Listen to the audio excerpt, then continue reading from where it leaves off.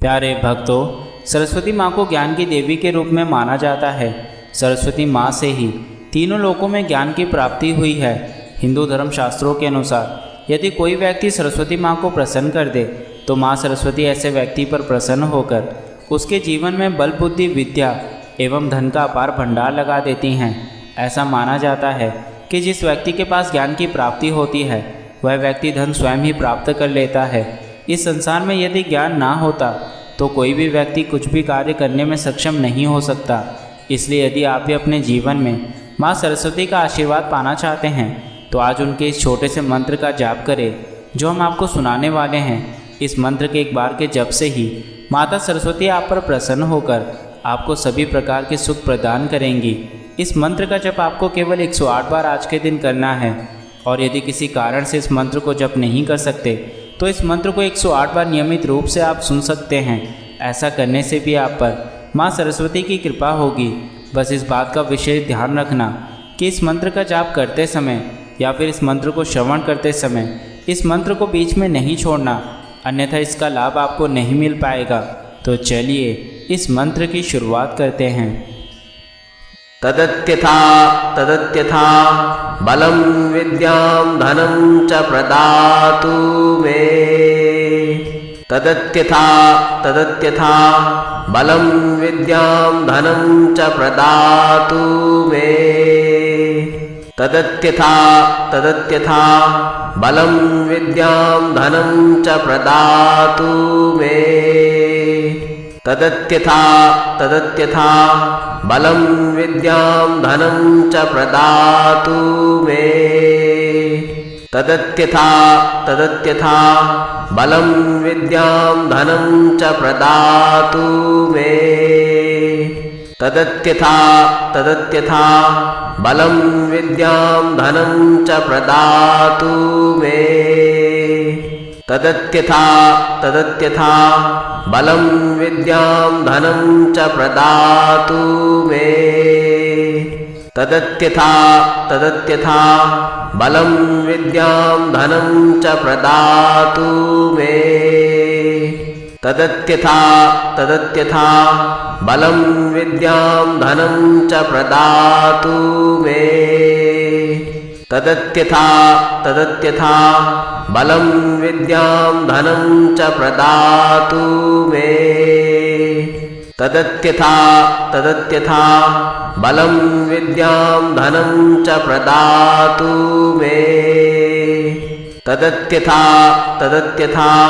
बलं विद्यां धनं च प्रदातु मे। तदत्यथा तदत्यथा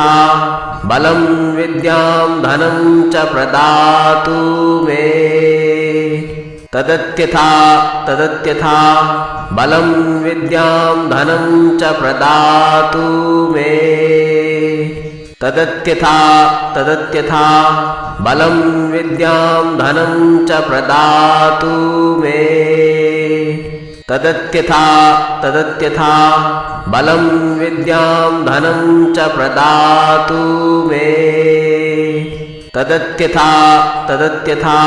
बलं विद्यां धनं च प्रदातु मे। तदत्यथा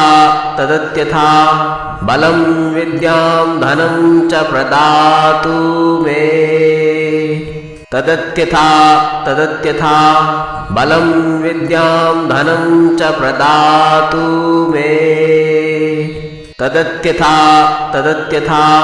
बलं विद्यां धनं च प्रदातु मे। तदत्यथा तदत्यथा बलं विद्यां धनं च प्रदातु मे। तदत्यथा तदत्यथा बलं विद्यां धनं च प्रदातु मे। तदत्यथा तदत्यथा बलं विद्यां धनं च प्रदातु मे। तदत्यथा तदत्यथा बलं विद्यां धनं च प्रदातु मे। तदत्यथा तदत्यथा बलं विद्यां धनं च प्रदातु मे। तदत्यथा तदत्यथा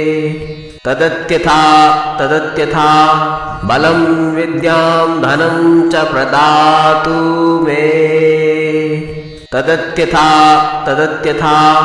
बलं विद्यां धनं च प्रदातु मे तदत्यथा तदत्यथा बलं विद्यां धनं च प्रदातु मे तदत्यथा तदत्यथा बलं विद्यां धनं च प्रदातु मे तदत्यथा तदत्यथा बलं विद्यां धनं च प्रदातु मे तदत्यथा तदत्यथा बलं विद्यां धनं च प्रदातु मे तदत्यथा तदत्यथा बलं विद्यां धनं च प्रदातु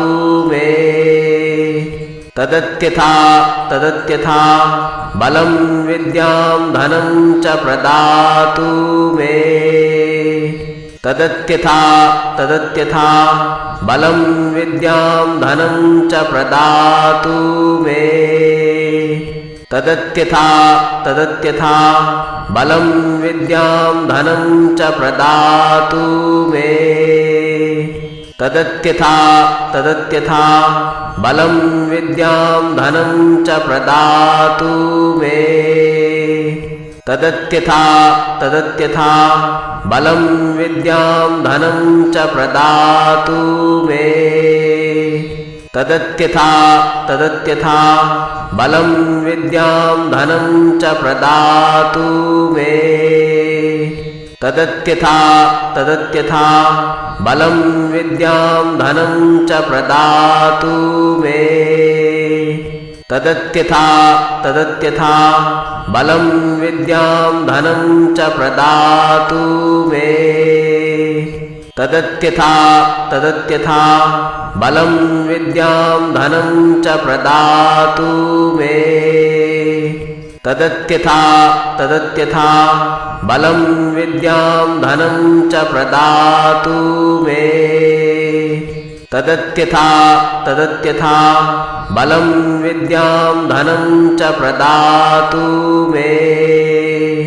तदत्यथा तदत्यथा बलं विद्यां धनं च प्रदातु मे तदत्यथा तदत्यथा बलं विद्यां धनं च प्रदातु मे तदत्यथा तदत्यथा बलं विद्यां धनं च प्रदातु मे तदत्यथा तदत्यथा बलं विद्यां धनं च प्रदातु मे तदत्यथा तदत्यथा बलं विद्यां धनं च प्रदातु मे तदत्यथा तदत्यथा बलं विद्यां धनं च प्रदातु मे तदत्यथा तदत्यथा बलं विद्यां धनं च प्रदातु मे तदत्यथा तदत्यथा बलं विद्यां धनं च प्रदातु मे तदत्यथा तदत्यथा बलं विद्यां धनं च प्रदातु मे तदत्यथा तदत्यथा बलं विद्यां धनं च प्रदातु मे तदत्यथा तदत्यथा बलं विद्यां धनं च प्रदातु मे तदत्यथा तदत्यथा बलं विद्यां धनं च प्रदातु मे तदत्यथा तदत्यथा बलं विद्यां धनं च प्रदातु मे तदत्यथा तदत्यथा बलं विद्यां धनं च प्रदातु मे तदत्यथा तदत्यथा बलं विद्यां धनं च प्रदातु मे तदत्यथा तदत्यथा बलं विद्यां धनं च प्रदातु मे तदत्यथा तदत्यथा बलं विद्यां धनं च प्रदातु मे तदत्यथा तदत्यथा बलं विद्यां धनं च प्रदातु मे तदत्यथा तदत्यथा बलं विद्यां धनं च प्रदातु मे तदत्यथा तदत्यथा बलं विद्यां धनं च प्रदातु मे तदत्यथा तदत्यथा बलं विद्यां धनं च प्रदातु मे तदत्यथा तदत्यथा बलं विद्यां धनं च प्रदातु मे तदत्यथा तदत्यथा बलं विद्यां धनं च प्रदातु मे तदत्यथा तदत्यथा बलं विद्यां धनं च प्रदातु मे तदत्यथा तदत्यथा बलं विद्यां धनं च प्रदातु मे तदत्यथा तदत्यथा बलं विद्यां धनं च प्रदातु मे तदत्यथा तदत्यथा बलं विद्यां धनं च प्रदातु मे तदत्यथा तदत्यथा बलं विद्यां धनं च प्रदातु मे तदत्यथा तदत्यथा बलं विद्यां धनं च प्रदातु मे तदत्यथा तदत्यथा बलं विद्यां धनं च प्रदातु मे तदत्यथा तदत्यथा बलं विद्यां धनं च प्रदातु मे तदत्यथा तदत्यथा बलं विद्यां धनं च प्रदातु मे तदत्यथा तदत्यथा बलं विद्यां धनं च प्रदातु मे तदत्यथा तदत्यथा बलं विद्यां धनं च प्रदातु मे तदत्यथा तदत्यथा बलं विद्यां धनं च प्रदातु मे तदत्यथा तदत्यथा बलं विद्यां धनं च प्रदातु मे तदत्यथा तदत्यथा बलं विद्यां धनं च प्रदातु मे तदत्यथा तदत्यथा बलं विद्यां धनं च प्रदातु मे तदत्यथा तदत्यथा बलं विद्यां धनं च प्रदातु मे तदत्यथा तदत्यथा बलं विद्यां धनं च प्रदातु मे तदत्यथा तदत्यथा बलं विद्यां धनं च प्रदातु मे तदत्यथा तदत्यथा बलं विद्यां धनं च प्रदातु मे तदत्यथा तदत्यथा बलं विद्यां धनं च प्रदातु मे तदत्यथा तदत्यथा बलं विद्यां धनं च प्रदातु मे तदत्यथा तदत्यथा बलं विद्यां धनं च प्रदातु मे तदत्यथा तदत्यथा बलं विद्यां धनं च प्रदातु मे तदत्यथा तदत्यथा बलं विद्यां धनं च प्रदातु मे तदत्यथा तदत्यथा बलं विद्यां धनं च प्रदातु मे तदत्यथा तदत्यथा बलं विद्यां धनं च प्रदातु मे तदत्यथा तदत्यथा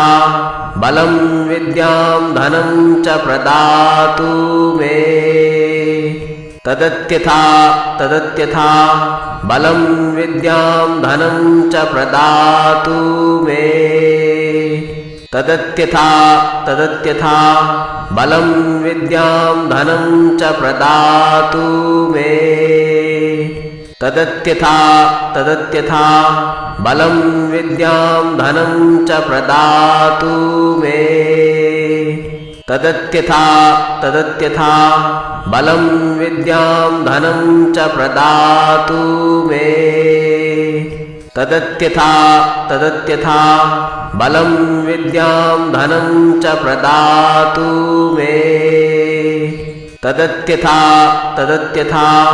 बलं विद्यां धनं च प्रदातु मे तदत्यथा तदत्यथा बलं विद्यां धनं च प्रदातु मे तदत्यथा तदत्यथा बलं विद्यां धनं च प्रदातु मे तदत्यथा तदत्यथा बलं विद्यां धनं च प्रदातु मे तदत्यथा तदत्यथा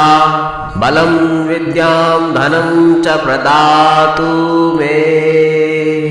तदत्यथा तदत्यथा बलं विद्यां धनं च प्रदातु मे तदत्यथा तदत्यथा बलं विद्यां धनं च प्रदातु मे तदत्यथा तदत्यथा बलं विद्यां धनं च प्रदातु मे तदत्यथा तदत्यथा बलं विद्यां धनं च प्रदातु मे तदत्यथा तदत्यथा बलं विद्यां धनं च प्रदातु मे तदत्यथा तदत्यथा बलं विद्यां धनं च प्रदातु मे तदत्यथा तदत्यथा बलं विद्यां धनं च प्रदातु मे तदत्यथा तदत्यथा बलं विद्यां धनं च प्रदातु मे तदत्यथा तदत्यथा बलं विद्यां धनं च प्रदातु मे तदत्यथा तदत्यथा बलं विद्यां धनं च प्रदातु मे तदत्यथा तदत्यथा बलं विद्यां धनं च प्रदातु मे तदत्यथा तदत्यथा बलं विद्यां धनं च प्रदातु मे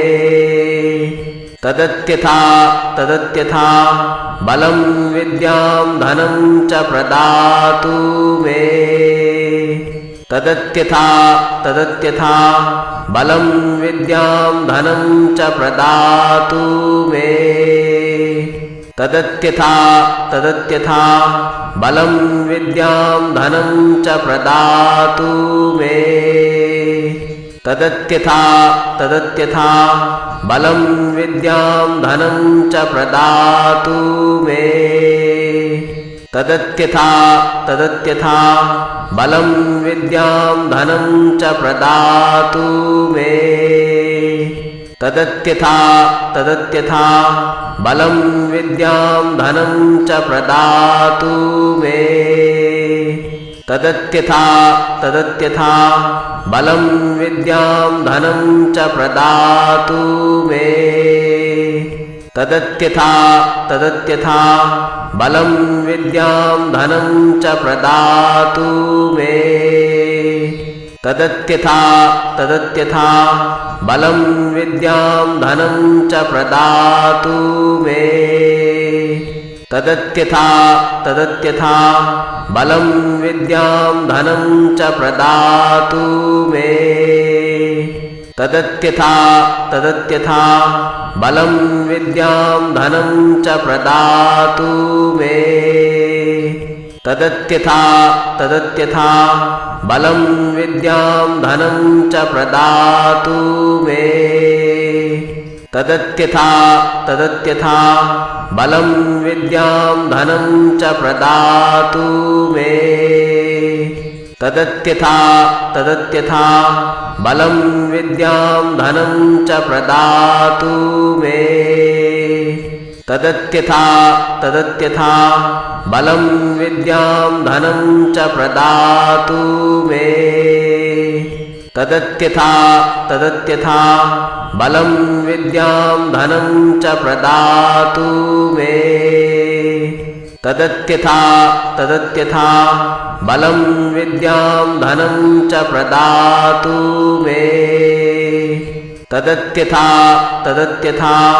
बलं विद्यां धनं च प्रदातु मे तदत्यथा तदत्यथा बलं विद्यां धनं च प्रदातु मे तदत्यथा तदत्यथा बलं विद्यां धनं च प्रदातु मे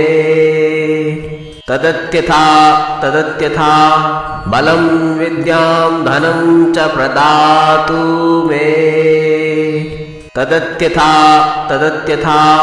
बलं विद्यां धनं च प्रदातु मे तदत्यथा तदत्यथा बलं विद्यां धनं च प्रदातु मे तदत्यथा तदत्यथा बलं विद्यां धनं च प्रदातु मे तदत्यथा तदत्यथा बलं विद्यां धनं च प्रदातु मे तदत्यथा तदत्यथा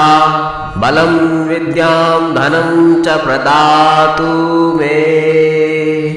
तदत्यथा तदत्यथा बलं विद्यां धनं च प्रदातु मे तदत्यथा तदत्यथा बलं विद्यां धनं च प्रदातु मे तदत्यथा तदत्यथा बलं विद्यां धनं च प्रदातु मे तदत्यथा तदत्यथा बलं विद्यां धनं च प्रदातु मे तदत्यथा तदत्यथा बलं विद्यां धनं च प्रदातु मे तदत्यथा तदत्यथा बलं विद्यां धनं च प्रदातु मे तदत्यथा तदत्यथा बलं विद्यां धनं च प्रदातु मे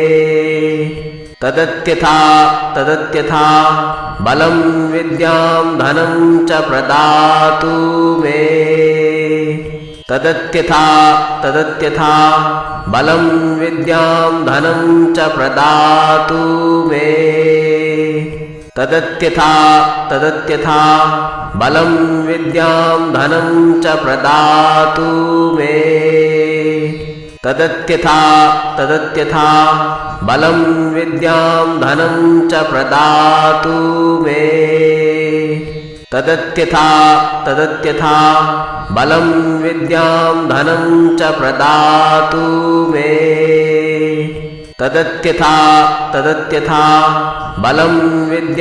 धनं च प्रदातु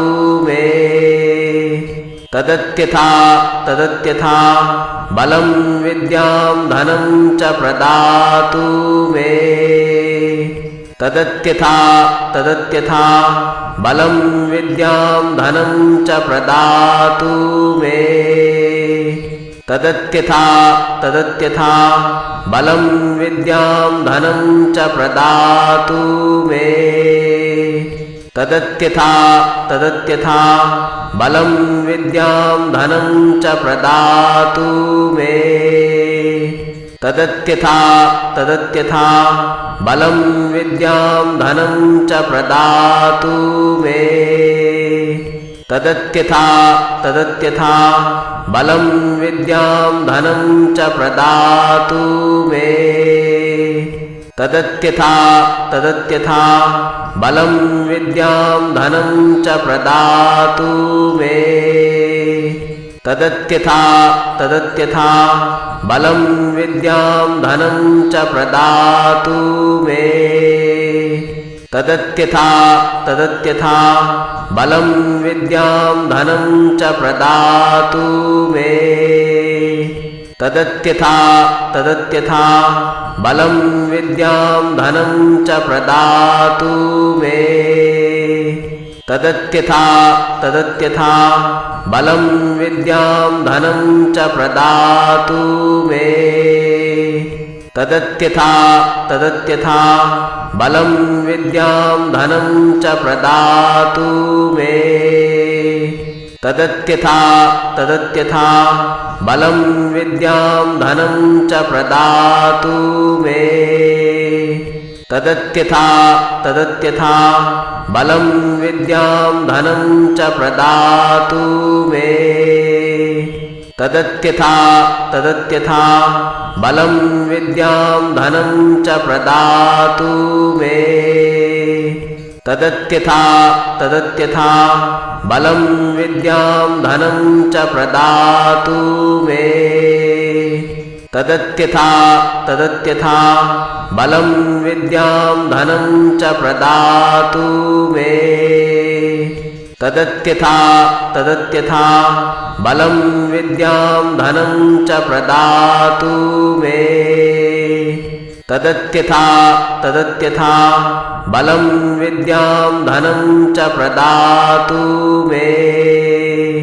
तदत्यथा तदत्यथा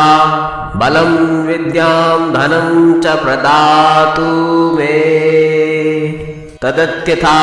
तदत्यथा बलं विद्यां धनं च प्रदातु मे तदत्यथा तदत्यथा बलं विद्यां धनं च प्रदातु मे तदत्यथा तदत्यथा बलं विद्यां धनं च प्रदातु मे तदत्यथा तदत्यथा बलं विद्यां धनं च प्रदातु मे तदत्यथा तदत्यथा बलं विद्यां धनं च प्रदातु मे तदत्यथा तदत्यथा बलं विद्यां धनं च प्रदातु मे तदत्यथा तदत्यथा बलं विद्यां धनं च प्रदातु मे तदत्यथा तदत्यथा बलं विद्यां धनं च प्रदातु मे तदत्यथा तदत्यथा बलं विद्यां धनं च प्रदातु मे तदत्यथा तदत्यथा बलं विद्यां धनं च प्रदातु मे तदत्यथा तदत्यथा बलं विद्यां धनं च प्रदातु मे तदत्यथा तदत्यथा बलं विद्यां धनं च प्रदातु मे तदत्यथा तदत्यथा बलं विद्यां धनं च प्रदातु मे तदत्यथा तदत्यथा बलं विद्यां धनं च प्रदातु मे तदत्यथा तदत्यथा बलं विद्यां धनं च प्रदातु मे तदत्यथा तदत्यथा बलं विद्यां धनं च प्रदातु मे तदत्यथा तदत्यथा बलं विद्यां धनं च प्रदातु मे तदत्यथा तदत्यथा बलं विद्यां धनं च प्रदातु मे तदत्यथा तदत्यथा बलं विद्यां धनं च प्रदातु मे तदत्यथा तदत्यथा बलं विद्यां धनं च प्रदातु मे तदत्यथा तदत्यथा बलं विद्यां धनं च प्रदातु मे तदत्यथा तदत्यथा बलं विद्यां धनं च प्रदातु मे तदत्यथा तदत्यथा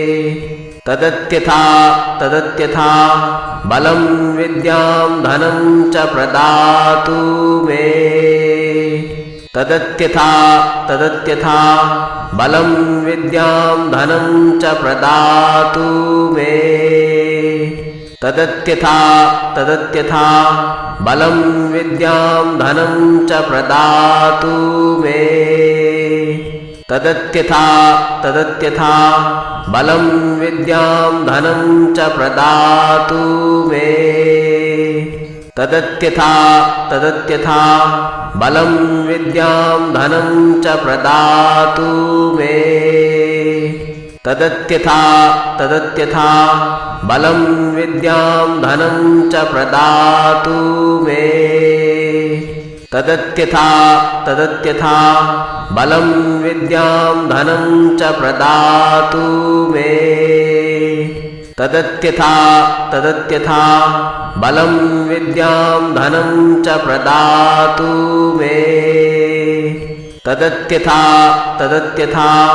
बलं विद्यां धनं च प्रदातु मे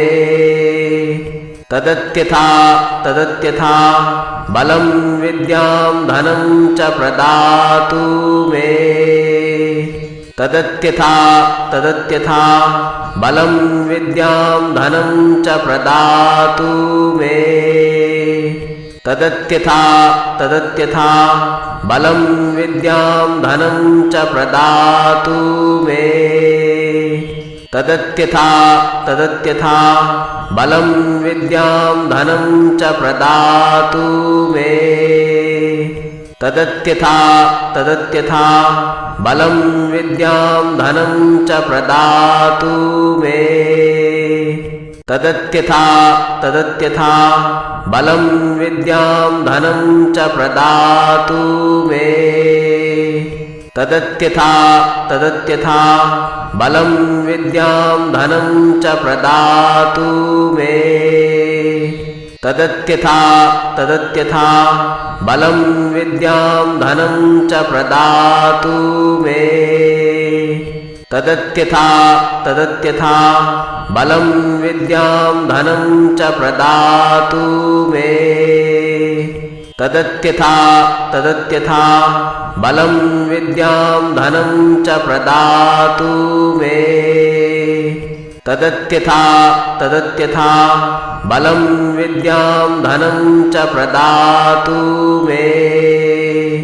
तदत्यथा तदत्यथा बलं विद्यां धनं च प्रदातु मे तदत्यथा तदत्यथा बलं विद्यां धनं च प्रदातु मे तदत्यथा तदत्यथा बलं विद्यां धनं च प्रदातु मे तदत्यथा तदत्यथा बलं विद्यां धनं च प्रदातु मे तदत्यथा तदत्यथा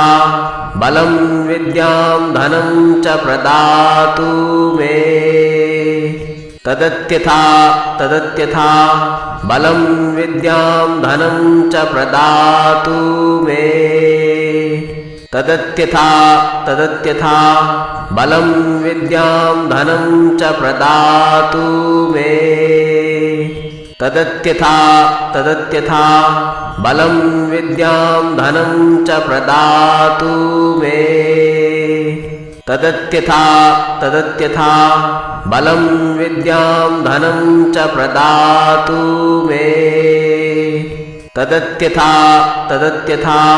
बलं विद्यां धनं च प्रदातु मे तदत्यथा तदत्यथा बलं विद्यां धनं च प्रदातु मे तदत्यथा तदत्यथा बलं विद्यां धनं च प्रदातु मे तदत्यथा तदत्यथा बलं विद्यां धनं च प्रदातु मे तदत्यथा तदत्यथा बलं विद्यां धनं च प्रदातु मे तदत्यथा तदत्यथा बलं विद्यां धनं च प्रदातु मे तदत्यथा तदत्यथा बलं विद्यां धनं च प्रदातु मे तदत्यथा तदत्यथा बलं विद्यां धनं च प्रदातु मे तदत्यथा तदत्यथा बलं विद्यां धनं च प्रदातु मे तदत्यथा तदत्यथा बलं विद्यां धनं च प्रदातु मे तदत्यथा तदत्यथा बलं विद्यां धनं च प्रदातु मे तदत्यथा तदत्यथा बलं विद्यां धनं च प्रदातु मे तदत्यथा तदत्यथा बलं विद्यां धनं च प्रदातु मे तदत्यथा तदत्यथा बलं विद्यां धनं च प्रदातु मे तदत्यथा तदत्यथा बलं विद्यां धनं च प्रदातु मे तदत्यथा तदत्यथा बलं विद्यां धनं च प्रदातु मे तदत्यथा तदत्यथा बलं विद्यां धनं च प्रदातु मे तदत्यथा तदत्यथा बलं विद्यां धनं च प्रदातु मे तदत्यथा तदत्यथा बलं विद्यां धनं च प्रदातु मे तदत्यथा तदत्यथा बलं विद्यां धनं च प्रदातु मे तदत्यथा तदत्यथा बलं विद्यां धनं च प्रदातु मे तदत्यथा तदत्यथा बलं विद्यां धनं च प्रदातु मे तदत्यथा तदत्यथा बलं विद्यां धनं च प्रदातु मे तदत्यथा तदत्यथा बलं विद्यां धनं च प्रदातु मे तदत्यथा तदत्यथा बलं विद्यां धनं च प्रदातु मे तदत्यथा तदत्यथा बलं विद्यां धनं च प्रदातु मे तदत्यथा तदत्यथा बलं विद्यां धनं च प्रदातु मे तदत्यथा तदत्यथा बलं विद्यां धनं च प्रदातु मे तदत्यथा तदत्यथा बलं विद्यां धनं च प्रदातु मे तदत्यथा तदत्यथा बलं विद्यां धनं च प्रदातु मे तदत्यथा तदत्यथा बलं विद्यां धनं च प्रदातु मे तदत्यथा